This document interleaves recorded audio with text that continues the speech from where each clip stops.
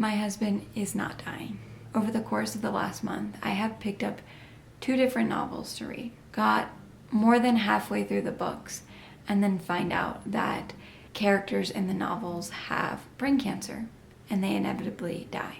And it happened not once, but twice in a row that I picked up an unassuming novel that had nothing to do with cancer, and it showed up. It shows up everywhere. I watch a TV show, and there's brain cancer, and someone's dying of said brain cancer. I read stories of people's husbands or partners dying of cancer, and it hits so hard. It feels like someone's just put a dagger through my chest, that I can't escape it, that my husband has cancer, and that is the reality. But my husband is not dying. And it's easy to get swept up into the fear and the worry and be paralyzed by seeing and hearing all these stories of death. When you feel so close to death just because cancer is in the forefront of your life. But then I stop and I look and I see my husband. I see him sitting on the couch, just being. And I'm reminded that he's here right now in this moment, and it's a gift. And no, he's not dying. Yes, he has cancer. And yes, there are bumps and hurdles that we have to go over. But in his bones, he knows that cancer is not what will take him, and it won't take him anytime soon. And I have to trust that.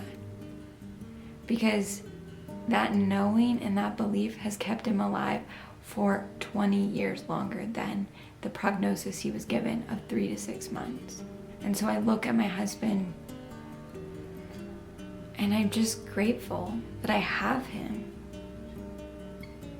that I get to laugh with him, that I get to be in his presence, that I get to absorb his hope and his optimism for life, to be immersed in the energy of joy and love that he just radiates out.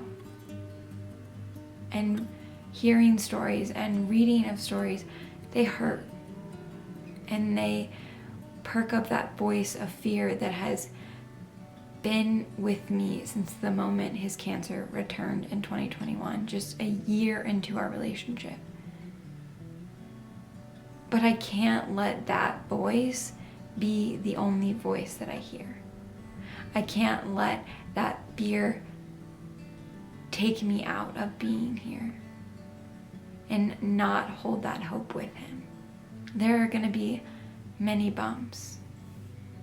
And if the past can show us anything, it's that we will move through them and that they are just bumps. And we will move through them with love and ease and so much laughter.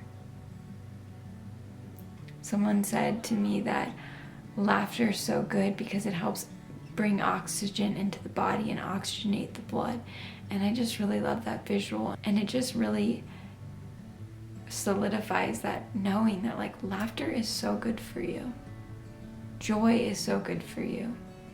And so when those heavy things arise, when those scary feelings arrive, seeing them, letting them be there, and then reminding myself that my husband's right here.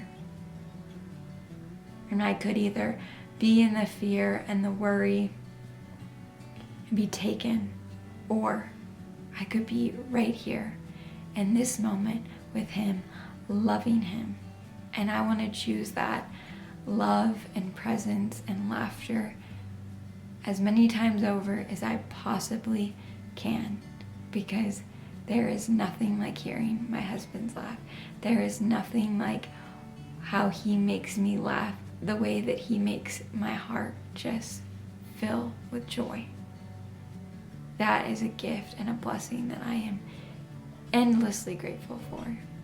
And I will enjoy it until he is 99, because we have such a long life together ahead of us.